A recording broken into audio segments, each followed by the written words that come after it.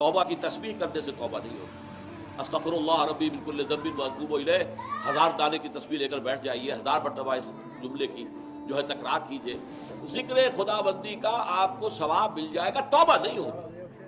सही तौबा की शराइत 3 है।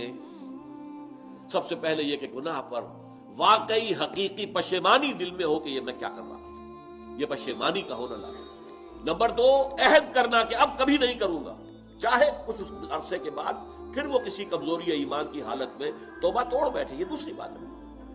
और तीसरा ये कि एक मरतबा लाजिमन छोड़ दिया जाए। और चौथी शर्त ये है, ये तीनों चीजें भी अगर पूरी हो गई है हुकूकुल इबाद के दर्जे में, तब भी माफ नहीं होगा गुनाह। जिसका हक मारा है, जिस पर जुल्म किया है, जिस पर ज्यादती की है, जब तक उससे माफी हासिल नहीं करोगे अल्लाह माफ नहीं करेगा। ये बड़ी कड़ी शर्त है, बड़ी कड़ी शर्त।